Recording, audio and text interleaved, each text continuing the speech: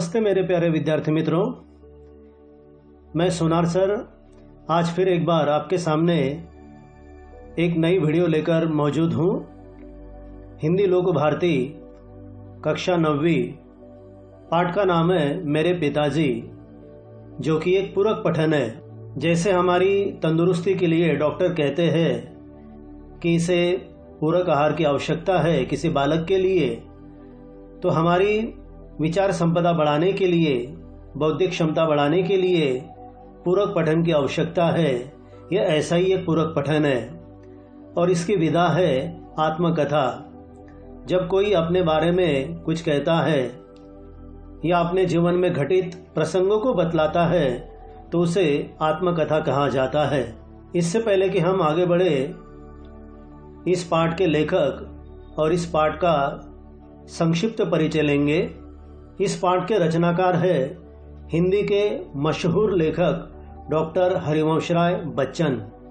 जन्म 27 नवंबर 1907 उत्तर प्रदेश के प्रतापगढ़ में और इनकी मृत्यु 18 जनवरी 2003 में।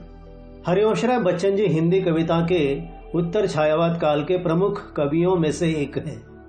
मधुशाला उनकी अत्यंत प्रसिद्ध रचना है जिसने लोकप्रियता के नए कीर्तिमान स्थापित किए, यानी नए नए रिकॉर्ड उन्होंने बनाए। इनकी प्रमुख कृतियां हैं मधुशाला, मधुकलश, निशा निमंत्रण, एकांत संगीत, आकुल अंतर, खादी के फूल, हलाहल, धार के इधर उधर आदि। ये उनके कविता संग्रह है। क्या भूलूं क्या याद करूं, नीड़ का निर्माण फिर, बसेरे से दूर, दश द्वार से सोपान तक, ये उनके आत्मकथा के 4 खंड है। लेखक के परिचय के बाद अब हम गद्य संबंधी जानेंगे। जैसा कि मैंने कहा था, एक आत्मकथा है। निष्पक्षता आत्मकथा का आवश्यक पक्ष है। निष्पक्षता यानी तटस्थता, जिसमें किसी भी प्रकार की पक्षपात की भावना नहीं होती है। जो लिखा जाता है वो सत्य के आधार पर लिखा जाता है। प्रस्तुत पाठ के माध्यम से बच्चन जी ने अपने पिता के रहन सहन, व्यक्तित्व, दृढ़ता, स्वाभिमान, कर्तव्यनिष्ठा आदि गुणों के साथ साथ देश, काल, परिस्थिति एवं स्वयं में आए संस्कारों एवं परिवर्तनों को प्रभावी ढंग से चित्रित किया है। विद्यार्थी मित्रों, जैसे कि मैंने बताया, इस पाठ का नाम है मेरे पिताजी। आप तो जानते हो कि पुराने जमाने के लोग बड़े ही बुद्धिमान थे, बड़े ही संस्कारी थे और उनका घर में होना घर के लिए निहायत आवश्यक था। उनके द्वारा किए गए संस्कार उस परिवार को उन्नति के पथ पर ले जाते थे और ऐसे पुराने लोग उस परिवार का आधार स्तंभ होते थे। उनकी ऐसी कई सारी विशेषताएं और गुण होते थे जो आने वाली पीढ़ी में होने चाहिए, ऐसा उन्हें लगता था। इस पाठ में भी लेखक डॉक्टर हरिवंशराय बच्चन जी ने अपने पिताजी के बारे में बहुत सारी बातें बताई है जो उस परिवार के लिए एक आदर्श थी। तो शुरुआत करते हैं मेरे पिताजी। प्रताप नारायण श्रीवास्तव, जो कि लेखक के पिताजी का नाम था। तो आइए देखते हैं। पॉयनियर प्रेस में प्रताप की समय की पाबंदी, शुद्ध स्वच्छ लिखावट, सही साफ हिसाब किताब रखने की आदत, विनम्र निश्चल व्यवहार ने बहुत जल्दी उनको विशिष्टता दे दी। इसका मतलब ये है कि जिस प्रेस में वो काम किया करते थे, पॉयनियर प्रेस में, तो वे अपने अच्छे गुणों के कारण सबके मनपसंद व्यक्ति थे। जैसे कि समय का पालन करना और साफ सुथरी, शुद्ध और स्वच्छ लिखावट होना, साफ साफ अपना हिसाब किताब रखना और सबके साथ विनम्रता पूर्वक उनका व्यवहार, निष्कपट स्वभाव, इन सभी गुणों के कारण वो सबसे बिल्कुल विशिष्ट हो गए थे और सब उन्हें चाहते थे। अपना काम खत्म कर वे सहयोगी क्लर्कों का पिछड़ा काम भी अपनी मेज पर रख लेते और दफ्तर बंद हो जाने के घंटों बाद रात देर तक काम में जुटे रहते। यानी अपना काम पूरा वो तो कर ही लेते थे, लेकिन इसके अलावा एक सहयोग की भावना मन में होने के कारण अपने सहयोगी क्लर्कों का जो काम अधूरा है, पिछड़ा है, उसे भी वो अपने मेज पर रख लेते और दफ्तर बंद हो जाने का समय बीत जाने के बाद देर रात तक वो काम पूरा करके ही अपने घर लौटते। इस प्रकार वे अधिकारियों और सहकर्मियों यानी साथियों दोनों के प्रिय बन गए। घर से दफ्तर 4 मील होगा, कुछ कम भी हो सकता है। फासले के मामले में मेरा अनुमान हमेशा गलत होता है, ज़्यादा की तरफ। यहाँ पर लेखक कहना चाहते हैं कि उनके पिताजी अपने स्वभाव के कारण और सहयोग करने की भावना के कारण अपने अधिकारी और अपने सहयोगी दोनों में प्रिय बन गए थे।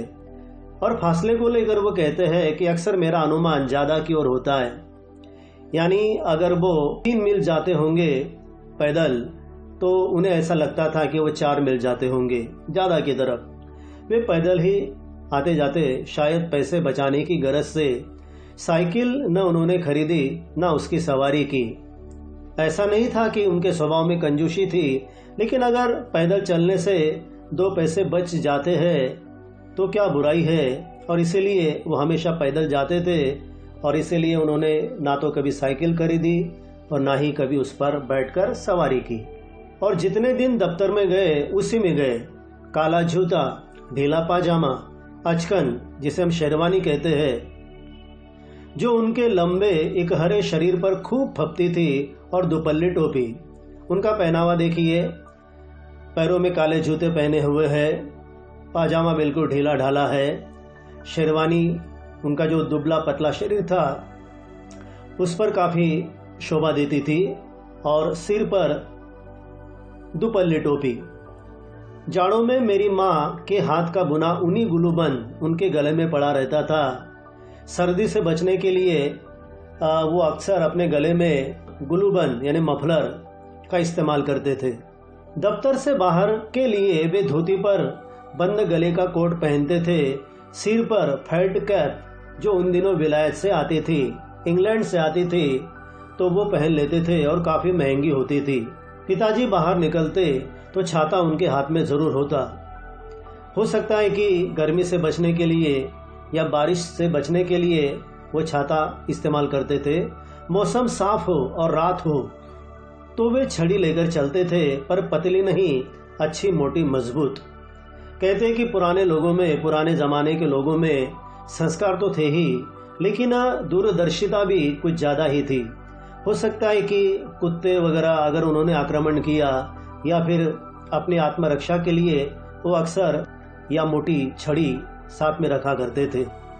लंबी लाठी मेरे घर में नहीं थी, पर लाठी चलाने की तालीम पिताजी ने कभी ज़रूर ली होगी। मुझे एक बार की याद है, शहर में किसी कारण हिंदू मुस्लिम दंगा हो गया था। लेखक यहाँ पर कहना चाहते कि लंबी लाठी उनके घर में नहीं थी, पर लाठी चलाना जो कि एक कला है, हमारी भारतीय संस्कृति में इसका काफ़ी खासा अच्छा महत्व है। तो ये कला, ये तालीम, ये शिक्षा उन्होंने भी ज़रूर ली होगी। तो वो एक किस्सा यहाँ पर बताना चाहते हैं। जब एक बार शहर में हिंदू मुस्लिम दंगा हो गया था, पिताजी ने धोती ऊपर कर ली, कुर्ते की बाहें चढ़ा ली और अपना पहाड़ी मोटा डंडा दाहिने हाथ में कंधे पर संभाले, बायां हाथ तेजी से हिलाते नंगे पांव आगे बढ़े। जरा ये नया हुलिया आप अपने आंखों के सामने लाइए कि धोती ऊपर कर लिए, कुर्ते की बाहें ऊपर चढ़ा लिए और अपना पहाड़ी एकदम तगड़ा मोटा डंडा दाहिने हाथ से कंधे पर संभाल लिया है और बायां हाथ तेजी से हिलाकर नंगे पांव वो आगे बढ़ रहे हैं, जैसे किसी को ललकारने जा रहे। उन्होंने उनके पास जाकर कहा, मैं लड़ने नहीं आया हूं, लड़ने को आता तो अपने साथ औरों को भी लाता। डंडा केवल आत्मरक्षा के लिए साथ है, कोई अकेला मुझे चुनौती देगा तो पीछे नहीं हटूंगा। यानी अगर कोई सामने वाला मुझे आह्वान करता है, चुनौती देता है, चैलेंज करता है, तो मैं ज़रूर उसे लड़ूंगा। ये जो डंडा आप मेरे साथ देख रहे हैं, वो मैं केवल अपनी आत्मरक्षा के लिए, अपने आप को बचाने के लिए साथ में रखता हूँ। मर्द की लड़ाई बराबर की लड़ाई है। 4 ने मिलकर एक को पीट दिया तो क्या बहादुरी दिखाई। विद्यार्थी मित्रों, जब भी दंगा होता है तो अक्सर ये होता है कि किसकी कसर किस पर निकाल दी जाती है। दोषी कोई और होता है लेकिन सज़ा किसी और को दी जाती है। और जो बेकसूर लोग होते हैं, निर्दोष लोग होते हैं, कभी कभी उन पर भी सितम ढाया जाता है। तो कहते हैं कि अगर आप वास्तव में मर्द हो तो बराबर वालों के साथ लड़ाई करो। और 4 लोगों ने मिलकर अगर एक दुर्बल को मारा या पीटा तो इसमें कौन सी बहादुरी है, कौन सा पराक्रम है? वो डांट रहे उन लोगों को। अकेले सिरफिरे की बात समझी जा सकती है, 4 आदमी मिले तो उन्हें कुछ समझदारी की बात करनी चाहिए। क्या 4 आदमी अगर आपस में मिल गए तो क्या सबके सब मूर्ख है क्या, सिरफिरे है क्या? तो नहीं, उन्हें मिलकर ये सोचना चाहिए कि हम जो बर्ताव कर रहे हैं सामने वाले से वो सही है या गलत, उचित है या अनुचित। इस तरह की लड़ाई तो बेसमझी की लड़ाई है। कहीं किसी ने किसी को मारा, आपने दूसरी जगह किसी दूसरी को मार दिया, यानी इसकी कसर उस पर निकाल दी। ये तो कोई न्याय नहीं है। धर्म का नाता है तो पास पड़ोस इंसानियत का नाता भी है। माना कि हमारे लिए धर्म अत्यंत प्रिय है, लेकिन विद्यार्थी मित्रों, धर्म से भी बड़ा होता है इंसानियत का नाता। तो इंसान जो है वो मेल से रहने को बना है। भगवान ने इंसान को बनाया है, उसने तो कभी ऐसा कोई भेदभाव किया नहीं है। तो इंसान जो है वो मेल से रहना चाहिए, आपस में मिलजुल कर रहना चाहिए, उसमें एकता दिखाई देनी चाहिए। क्या हिंदू, क्या मुस्लिम, क्या सिख, क्या ईसाई, इसका कोई फायदा नहीं है। इससे तो मानवता बचेगी नहीं, है ना। वो आगे कहते हैं, लड़ाई कितने दिन चलेगी? 2 दिन, 4 दिन, 5वें दिन फिर सुलह से रहना होगा, यानी हमें फिर से समझौता करना पड़ेगा। 2, 4, 10, 12, 100, 50 हिंदू मुसलमानों के कट मरने से न हिंदुत्व समाप्त होगा न इस्लाम खत्म होगा। जैसे कि हिंदू हिंदुत्व को महत्व देते हैं और मुस्लिम भाई इस्लाम को महत्व देते हैं, लेकिन ये हमारी संकुचित प्रवृत्ति है। सच्चाई में हमारे अंदर धर्म निरपेक्षता है। तो क्या हिंदुत्व मतलब क्या हिंदू और क्या मुसलमान, क्या हिंदुत्व और क्या इस्लाम, हम सब एक है। साथ रहना है तो खूबी इसी में है कि मेल से रहे, एकता से रहे, एक दूसरे से टकराने की जरूरत नहीं। दुनिया बहुत बड़ी है। ये सारी बातें उन्होंने मतलब लेखक के पिताजी ने वहां जाकर समझाई है, और लगता है कि ये बातें उनकी काफी असरदार थी। जो होना था असर जरूर हुआ है। पिताजी की बातों का असर हुआ, यानी अच्छा परिणाम निकला। उस दंगे में फिर कोई वारदात नहीं हुई, कोई बुरी घटना नहीं हुई। जो लोग अपने मन में बुरा इरादा लेकर आगे बढ़ रहे थे, या फिर हाथों में हथियार लेकर या सामने वाले निर्दोष लोगों पर वो मारपीट कर रहे थे, उनके साथ उन्होंने रोक दिया अपने आप को। आगे भी कई बार जब शहर में हिंदू मुस्लिम दंगे हुए, हमारे मोहल्ले में शांति बनी रही। वाह, काम हो तो ऐसा जो लेखक के पिताजी ने किया। विद्यार्थी मित्रों, अब अगला ये जो परिच्छेद है ये बड़ा महत्वपूर्ण है। लेखक के पिताजी की दैनंदिनी क्या थी, उनका दिनक्रम क्या था, कितना आदर्श था, जो कि आज की पीढ़ी के लिए बहुत ही आदर्शवत है। उनका अनुकरण उन्होंने करना चाहिए। देखिए, वो कहते हैं, मेरे पिता का दैनिक जीवन प्रायः एक ढर्रे पर, एक तरीके पर चलने वाला नियमबद्ध और नैमित्तिक था। यानी एक जैसा उनका जीवन क्रम होना चाहिए, दिनक्रम होना चाहिए, वो उनका था। वे सवेरे 3 बजे उठते, शौचादि से निवृत्त होते और ठीक 3:30 बजे गंगा स्नान के लिए चले जाते। ये नियम जरा अपने ऊपर लागू हो सकता है क्या, जरा सोच कर देखिए। तो ऐसे नियम लागू करने के लिए तो बड़े संयम और त्याग की आवश्यकता होनी चाहिए। तो 3 बजे उठना और शौचादि, शौच का या प्रातः विधि का जो कार्य होता है वो सब कुछ निपटा कर, यानी निवृत्त होकर ठीक 3:30 बजे गंगा स्नान के लिए चले जाते। मतलब कभी उन्होंने घर का जो गर्म पानी होता है उससे कभी स्नान किया नहीं, तो सीधे वो नदी पर जाया करते थे, गंगा नदी पर पैदल आते। गंगा जी से घर से 3-4 मील के फासले पर होगी। 1 मील का फासला होता है करीबन 1.5 किमी से थोड़ा ज़्यादा, तो 3-4 मील के फासले पर वो गंगा नदी बहा करती थी। वे ठीक 6:30 बजे नहाकर लौटते, साथ में एक सुराही गंगा जल भी लाते। सुराही एक पुराने जमाने में इस पात्र का, जिसकी गर्दन काफी लंबी होती थी, बगुले जैसी, तो उसमें वो गंगा जल भी लाते और पूजा पर बैठ जाते। अक्सर हम सुनते हैं कि पुराने जमाने के लोग धार्मिक वृत्ति वाले भी थे, अध्यात्म पर उनका गहरा विश्वास था, आस्था थी। पूजा के लिए जीने के नीचे एक छोटी सी कोठरी थी, एक छोटा कमरा था जीने के नीचे। बगल की दीवार में एक अलमारी थी, उस पर एक बस्ते में बंधी 2 पुस्तकें रखी रहती, एक रामचरितमानस और दूसरी गीता, संत तुलसीदास की सुप्रसिद्ध रचना रामचरितमानस और दूसरी है गीता, भगवत गीता। पूजा की कोठरी में कोई मूर्ति न थी। अगर हमने अपने घर का पूजा घर देखा होगा तो हम देखते हैं कि उस पूजा घर में कई सारी छोटी छोटी मूर्तियां होती है, लेकिन लेखक के पिताजी जिस पूजा घर के सामने बैठा करते थे उसमें कोई मूर्ति न थी। हो सकता है कि वो मूर्ति पूजा के खिलाफ थे। दीवार से राम, कृष्ण, शिव, गणेश, हनुमान, सरस्वती, लक्ष्मी, दुर्गा की शीशे जड़ी छोटी छोटी तस्वीरें लटकी थी। लेकिन मूर्तियों के अलावा जितने अभी यहाँ पर देवताओं के नाम लिखे हुए हैं, उन सभी देवताओं की तस्वीरें वहाँ पर लटकी हुई थी।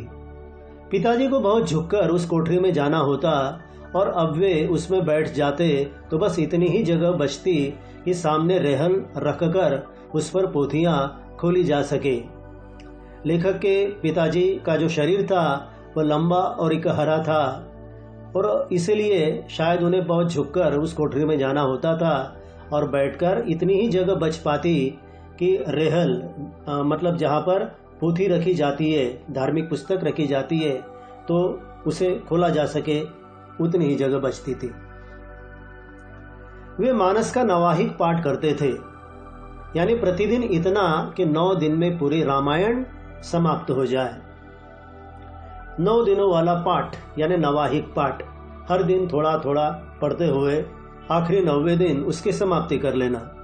उनकी मानस की पोथी में जो अब तक मेरे पास है, उन्हीं के हाथ के नवाहिक के निशान लगे हैं। कभी कभी पन्ने पलटाने के लिए हम अपनी उंगलियों का सहारा लेते हैं, तो उनके निशान अब भी उन पन्नों पर लगे हुए हैं, ऐसा यहाँ पर लेखक बताना चाहते हैं। पाठ वे सस्वर करते थे, यानी ऊंची आवाज में पढ़कर। उनकी आवाज सुरीली नहीं थी, गाते मैंने उनको कभी नहीं सुना, पर उनका स्वर साफ, सप्राण और लयपूर्ण था और कोठरी से निकली उनकी आवाज सारे घर में गूंजती थी। यहाँ पर लेखक कबूल करते हैं कि उनकी आवाज इतनी सुरीली नहीं थी और ना ही उन्होंने कभी गाया, लेकिन ये तो मानना ही पड़ेगा कि उनका स्वर जो था वो बिल्कुल स्पष्ट था, जैसे उन्होंने उसमें अपने प्राण उंडेल दिए हो, और लयपूर्ण था और कोठरी से निकली उनकी आवाज सारे घर में गूंजा करती थी। आवाज की पहली स्मृति मुझे उन्हीं के मानस पाठ के स्वर की है, और जब तक मैं उनके साथ रहा प्रतिदिन उनके पास का स्वर मेरे कानों में गया। लेखक को अपनी शैशवावस्था जो है तो अभी वो याद है, और वो कहते हैं कि मेरे कानों में अगर पहली आवाज़ किसी की आई होगी तो पिताजी जब रामचरितमानस पढ़ा करते थे तो उनके मुंह से निकले हुए स्वर वही है। मैं कल्पना करता हूँ कि सौरी में जन्म के पहले दिन से ही मैंने उनका पाठ स्वर सुनना शुरू कर दिया होगा। सौरी यानी जहाँ पर छोटे बच्चे का जन्म होता है, प्रसव का जो कमरा होता है, तो पहले ही दिन से मैंने उनके रामचरित पाठ का स्वर सुनना शुरू कर दिया होगा, ऐसा उन्हें लगता है। सौरी पूजा की कोठरी के सामने दालान के एक सिरे पर बनाई जाती थी, जहाँ पर पूजा पाठ का कार्यक्रम संपन्न होता था। बस उसी कोठरी के सामने जो ऐसा खुला दालान था, एक बरामदा था, उसके एक सिरे पर वो सौरी बनाई जाती थी।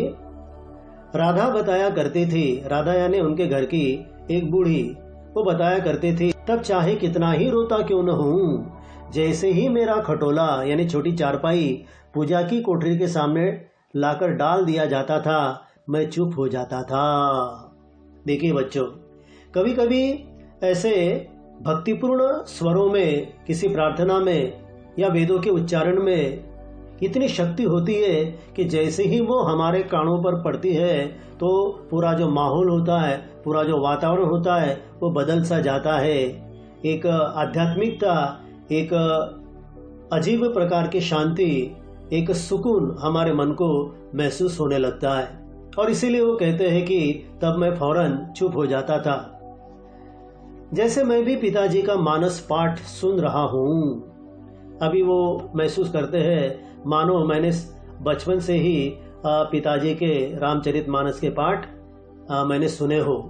मेरी माता तथा परिवार के अन्य लोग इसमें मेरे पूर्व जन्म के धार्मिक संस्कार की कल्पना करते थे। ये उनकी आस्था थी, एक श्रद्धा थी कि पूर्व जन्म के धार्मिक संस्कार उन्हें वहां पर नजर आते थे, या लय थी जो मुझे शांत कर देती थी।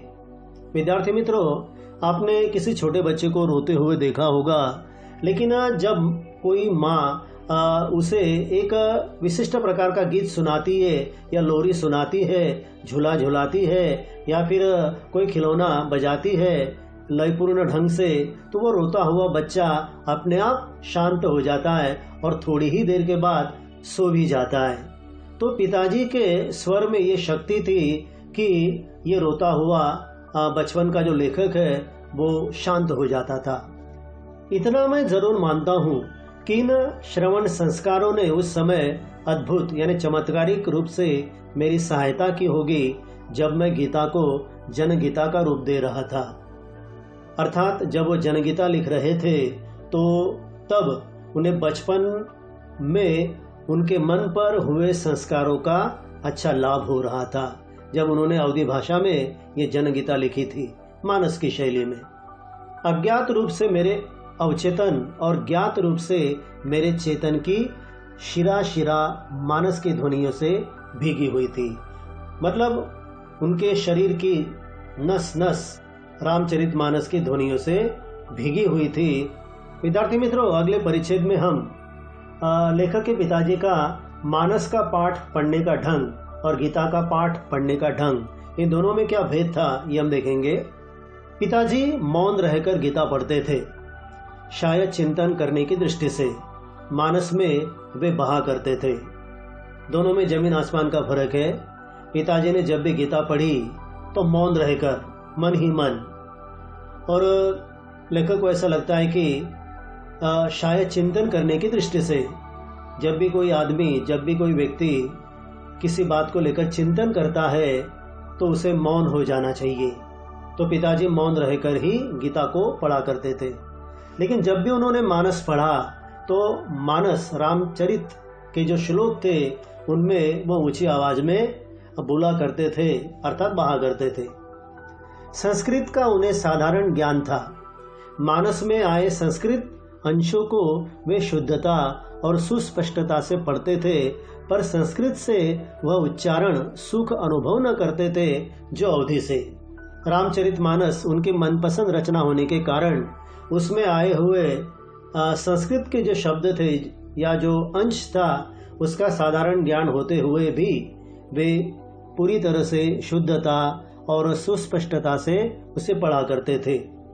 उच्चारण सुख के अनुभव की अगर हम बात करें, दोनों की तुलना करें, तो संस्कृत से ज़्यादा उन्हें अवधि से ज़्यादा लगाव था। कविता सस्वर पढ़ने का मुझे भी शौक है। अब हरिवंश राय बच्चन अपने बारे में कहते हैं कि जो भी कविता मैं पढ़ता हूँ सस्वर पढ़ना मुझे अच्छा लगता है, यानी प्रकट वाचन के साथ गाकर। ब्रज और अवधि की कविता मैं घंटों पढ़ सकता हूँ। ब्रज भाषा और अवधि भाषा, इन दोनों से लेखक को लगाव है। मानस का तो सस्वर अखंड पाठ मैंने कई बार किया है। लगता है वे पूरी तरह से अपने पिताजी के नक्शे कदम पर चल पड़े हैं और इसीलिए उन्हें मानस के प्रति भी प्यार है। तो मानस का पाठ उन्होंने कई बार किया है। पर मानस की बात ही और है। खड़ी बोली की कविता मैं घंटे भर भी पढ़ूं तो मेरी जीभ ऐंठने लगती है। तो खड़ी बोली उन्हें इतनी प्रिय नहीं है, इसलिए वो कहते हैं कि जब भी मैं कोई खड़ी बोली की रचना पढ़ने लगता हूँ तो मानो मेरी जीभ पीड़ा देने लगती है, ऐंठने लगती है। उर्दू के साथ यह बात नहीं है। खड़ी बोली कविता ने कहते हुए खेद होता है, अफसोस होता है, मानस की सूक्ष्म शिराओं को अभी कम ही छुआ है। वह जीवन से उठी हुई कम लगती है, कोश से उतरी हुई अधिक। यानी माना कि उसमें अच्छे अच्छे शब्दों का भंडार है, जैसे शब्दकोश में होते हैं, लेकिन अपने मन को छूने वाली मार्मिकता जो होती है वो खड़ी बोली में नहीं है, ऐसा उन्हें लगता है। और इसीलिए वो जीवन से उठी हुई कम और शब्दकोश से उतरी हुई अधिक, ऐसा उन्हें लगता है। कारणों पर यहां न जाऊंगा, इन कारणों पर वो चर्चा नहीं करना चाहते, वो एक अलग विषय हो सकता है। अगला परिचय लेते हैं। पूजा से पिताजी ठीक 8:30 बजे उठते। उस समय तक मेरी माताजी भोजन तैयार कर देती। वे रसोई में बैठकर भोजन करते और कपड़े पहन 9 बजते बजते दफ्तर के लिए रवाना हो जाते। समय पर पहुंचना, समय की पाबंदी रखना, ये तो उनका स्वभाव था, ये उनकी आदत थी और अच्छे लोगों की यही निशानी होती है, समय की कद्र वो करते हैं। और इसीलिए 8:30 बजे पूजा से वो निवृत्त हो जाते और तब तक उनकी पत्नी भोजन तैयार कर देती, यानी लेखक की माताजी। रसोई में बैठकर खाना खा लेना ये उनका स्वभाव था और 9 बजते बजते दफ्तर के लिए, कार्यालय के लिए वो रवाना भी हो जाते।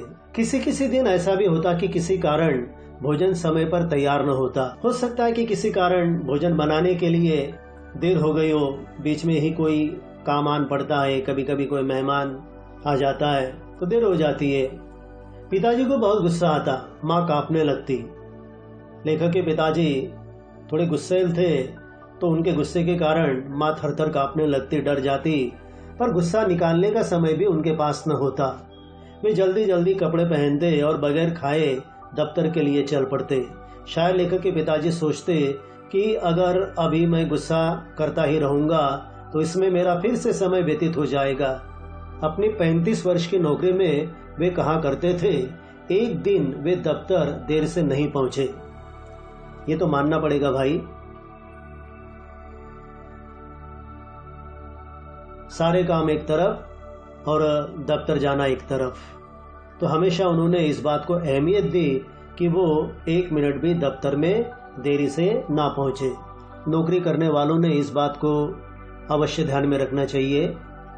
मेरी माताजी जल्दी जल्दी पुरियां बनाती और एक डिब्बे में खाना रखकर मोहल्ले के किसी आदमी से दफ्तर भिजवाती, और जब तक आदमी मेरे पिताजी को खाना खिलाकर वापस न आ जाता वे भोजन न करती। हालांकि ऐसा कब होता, जब लेखक की माँ से भोजन बनाने में देर हो जाती और पिताजी बिना खाए निकल पड़ते, तो ऐसे समय उनके जाने के बाद जल्दी से भोजन बनाकर और डिब्बे में रखकर किसी आदमी से कहकर दफ्तर भिजवाना पड़ता। और ये तो माताजी का स्वभाव था कि जब तक उनके पति जी खाना नहीं खाएंगे वो एक निवाला तक नहीं खाती थी। जब कोई जाने वाला न मिलता, इन्हें डिब्बा पहुंचाने वाला, तो उनका भी दिन भर का उपवास होता। घर में 3 बुढ़िया, अर्थात एक है राधा, दूसरी उनकी दादी और तीसरी महारानी अर्थात उनकी पत्नी श्यामा या तेजे बच्चन। इनकी बातें भी उन्हें सुनने को मिलती। अब ऐसा क्यों होता, देखिए आगे। मेरी माँ न खाती तो वे कैसे खाती, पर अपनी भूख का गुस्सा वे दिन भर माँ पर उतारते रहती। शायद वो ये कहना चाहती थी लेखक की माँ को कि देखो श्यामा, तुम्हारी वजह से हमें भूखा रहना पड़ रहा है। तुम अगर अपने पति के लिए जल्दी से समय पर खाना बना देती तो शायद ये नौबत न आती। पिताजी के दफ्तर से लौटने का कोई ठीक समय नहीं था। नौकरी के प्रारंभिक वर्षों में वे प्रायः देर से लौटते थे, 8-9 बजे, इससे भी अधिक देरी से, और खाना खाकर सो जाते थे। हमने पहले ही परिच्छेद में देखा कि लेखक के पिताजी एक कर्मठ व्यक्ति है, यानी अपना काम तो वो कर ही लिया करते थे ठीक समय पर, लेकिन औरों का भी काम वो अपने जिम्मे ले लेते थे और कार्यालय का समय पूरा हो जाने के बावजूद भी वो सारी फाइलें पूरा करते थे और इसीलिए लौटने में उन्हें कभी 8 तो कभी 9 बज जाया करते थे। और आने के बाद खाना खाकर सो जाते। बात को जब कुछ जल्दी आने लगे तो खाना खाने से पहले कुछ देर पढ़ते, कभी खाना खाने के बाद भी, और कभी तो घूमने निकल जाते। देरी से अगर वो आए तो पहले खाना खा लेते, और जैसे कि उनकी आदत थी पढ़ना, तो वो कुछ देर के लिए पढ़ भी लेते और खाना खाने के बाद घूमने के लिए भी निकल जाया करते थे। सुबह गंगा स्नान में आने जाने के 8 मील, दिन को दफ्तर आने जाने के 8 मील, यानी कुल 16 मील चल लेने पर भी उनके चलास यानी चलने का शौक, चलास यानी क्या, चलने का शौक, तृप्त नहीं होती थी और रात को भी 2-3 मील घूम फिर आने को वे तैयार रहते थे। तभी तो मैं कहता हूं कि उन्हें चलने का मर्ज था। विद्यार्थी मित्रों, चलना हमारी सेहत के लिए बहुत ही अच्छा माना जाता है। महात्मा गांधी जी कहा करते थे कि पैदल चलना सभी व्यायामों का राजा होता है।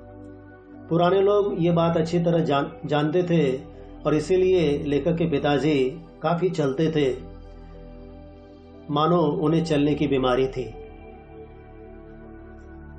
सबसे अचरज की बात यह थी कि रात को चाहे जितनी देर से सोए, उठते वे सुबह 3 ही बजे थे। नहीं तो हमारी आदत क्या होती है, किसी कारणवश अगर हमें रात को देरी से सोना पड़े 12 बजे या 12:30 बजे, तो हम उठेंगे देरी से सवेरे। लेकिन लेखक के पिताजी ऐसे नहीं थे, चाहे रात को कितनी भी देर क्यों न हो जाए, लेकिन उठते वे सवेरे 3 ही बजे। यह उनका उसूल था, नियम था। उनका कहना था कि नींद लंबाई नहीं गहराई मांगती है, यानी आप कितनी देर सोए इसका कोई महत्व नहीं है, लेकिन आपको नींद कैसे आई, भले ही आप 4 घंटे सोए हो, लेकिन गहरी नींद यदि आपने ली है तो वो आपकी सेहत के लिए काफी है, पर्याप्त है। यानी कम घंटों की भी गहरी नींद ज्यादा घंटों की हल्की नींद का काम कर देती है। विद्यार्थी मित्रों, कई बार तो कुछ लोगों के साथ ऐसा भी होता है कि उन्हें नींद न आने की बीमारी होती है, रात भर करवटें बदलते रहते हैं, लेकिन नींद है कि उसके आने का नामो निशान नहीं होता। और फिर ऐसा होने के बाद दिन भर उन्हें परेशानी का सामना करना पड़ता और बेचैन से ऐसे लोग रहते हैं। उनके इस फार्मूले के प्रति, यानी ये जो सूत्र है उनका, इसके प्रति विश्वास ने मुझसे अपनी नींद पर कितना अत्याचार कराया है। यानी इस प्रकार लेखक ने भी कम नींद लेने का प्रयास किया, लेकिन लेखक को नींद नहीं आई। इसे सोचकर कभी कभी मैं कहता हूँ कि जब मैं मरूं तो मुझे 7-8 दिन तक यूं ही पड़े रहने देना। इस असंभव की कल्पना भर सुखद है, क्योंकि मुझे अपने जीवन की बहुत सी रातों की नींद पूरी करनी है। इसका मतलब ये है कि लेखक ने भी अपनी जीवन की कई रातें ऐसी गुजारी होंगी कि उन्हें अच्छी तरह से नींद आई न हो, इसलिए मरने के बाद वो कहते हैं कि मुझे ऐसे ही पड़े रहने देना 7-8 दिन तक, ताकि मेरी नींद की ख्वाहिश पूरी हो जाए। हालांकि ये असंभव है। विद्यार्थी मित्रों, पाठ के लेखक डॉक्टर हरिवंशराय बच्चन, इनके पिताजी का जो दिनक्रम है वो तो हमने अभी देखा है विस्तार से। अब इस इमेज के द्वारा मैं फिर से आपको समझाऊंगा। 1. सवेरे 3 बजे उठना। 2. शौचादि से निवृत्त होना। 3. 3:30 बजे गंगा स्नान के लिए चले जाना। 4. 6:30 बजकर नहाकर लौटना। 5. घर आकर पूजा के लिए बैठ जाना। 6. पूजा से ठीक 8:30 बजे उठ जाना। 7. उसके बाद रसोई में बैठकर भोजन करना। 8. 9 बजते बजते दफ्तर रवाना हो जाना। 9. रात 8-9 बजे घर लौटकर खाना खाकर सो जाना। और 10. कभी घर जल्दी लौटने पर खाना खाने से पहले पढ़ना, खाना, फिर घूमने निकल जाना। अब हम अगले परिच्छेद की ओर बढ़ेंगे। समय की पाबंदी की जो उत्कटता उन्होंने अपनाई थी, उनके निभाने के लिए घर के लोगों का सहयोग आवश्यक था। एक अकेला आदमी कुछ नहीं कर सकता, चाहे घर का आदमी कितना भी अनुशासन प्रिय क्यों न हो, लेकिन उसका सहयोग सबने करना चाहिए, तभी घर में अनुशासन बना रहेगा। लेखक के पिताजी भी यही चाहते थे। वो तो समय के पाबंद थे, उनके मन में उनको लेकर उत्कंठा थी। उन्हें सेंस ऑफ टाइम यानी वक्त का अंदाज देने के लिए पिताजी ने अपनी नौकरी के पहले वर्ष में एक आराम घड़ी खरीदी और लाकर दालान की तिकोनिया पर रख दी। जहां पर वो नौकरी किया करते थे उसके एक वर्ष पहले उन्होंने एक आराम घड़ी इसलिए खरीदी कि वो समय के पाबंद रह सके और घर वालों को भी समय की कीमत का एहसास दिला सके। तो उन्होंने लाई और बरामदे के तिकोनिया पर रख दी, जहां पर 3 कोने मिले हुए थे। ये घड़ी नई नहीं थी, विक्टोरियन युग की थी। जब कभी हमारे देश में ब्रिटेन की रानी विक्टोरिया का जमाना था, उसका शासन था, तब की ये थी, यानी काफी पुरानी, और पायनियर के दफ्तर में बहुत दिनों से काम दे रही थी। बरसों बीत गए थे, फिर भी ये घड़ी बहुत ही अच्छी तरह से चल रही थी। ये इसका तात्पर्य है। वहां वह कंडम माल की तरह निकाल दी गई तो पिताजी ने शायद 2 रुपए में ले ली, यानी बिल्कुल बेकार उसे समझकर वहां से उसे निकाल दिया गया। वो हो सकता है कि वहां के सामान की नीलामी हो गई हो और पिताजी ने केवल 2 रुपया देकर उसे खरीद लिया, उस घड़ी को। ये घड़ी बेहया साबित हुई। बेहया मतलब बेशरम। प्रशंसा के लिए ऐसा कह रहे, ऐसा नहीं है कि वो खरीदने के बाद तुरंत बंद हो गई या फिर खराब हो गई। थोड़ी बहुत सफाई के बाद वह चलने लगी तो चलती ही चली गई। यानी उस घड़ी को बनाने वाली कंपनी ने उसे बहुत ही बेहतरीन ढंग से बनाया होगा। 7वें दिन उसमें चाबी देनी पड़ती, वह अलार्म भी बजाती। 7वें दिन चाबी देने के बाद वो बजती भी थी। उसके कभी घड़ीसाज के यहाँ जाने की मुझे याद नहीं। घड़ीसाज यानी कि जो घड़ियों की रिपेयरिंग करता है, उसकी मरम्मत करता है। तिकोनिया और खाली, इसकी कोई तस्वीर मेरे दिमाग में नहीं।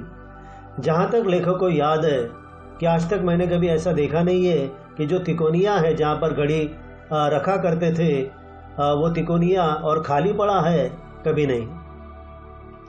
मेरे पिताजी के जीवन पर्यंत वह चलती रही। उनकी मृत्यु को लगभग 30 वर्ष होने आए हैं, अब भी वह चल रही है। बच्चन जी लिखते हैं कि उनके पिताजी को गुजरे हुए तकरीबन 30 साल हो गए हैं, लेकिन फिर भी ये घड़ी जो है वो उतना ही काम दे रही है, ठीक ढंग से चल रही है। मेरे पास नहीं है। मेरी बड़ी बहन के लड़के रामचंद्र, जो कि फुटबॉल के अखिल भारतीय प्रसिद्ध के खिलाड़ी है, उसे अपने नाना की एक निशानी के रूप में ले गए थे। लेखक हरिवंशराय बच्चन, इनके जो भांजे हैं रामचंद्र जी, वो उसे अपनी नाना की याद के रूप में एक निशानी के तौर पर लेकर गए। मैं जब कभी राम के घर जाता हूँ, यानी रामचंद्र जी के घर वो जब जाते हैं, हिर फिर कर मेरी आंख उस घड़ी पर जा टिकती है। तब भी वो वहां पर सलामत है। हमारे घर में कितने जन्म मरण, शादी ब्याह, भोजन महोत्सव उसने देखे हैं। कितने हर्ष विषाद यानी सुख दुख के प्रसंग, अश्रु हास, कभी रोना है कभी हंसना है, वाद विवाद है, संघर्ष है, कितने क्रोध कलह, रोदन गायन यानी रोना गाना, श्रम संघर्ष की वह साक्षी रही है।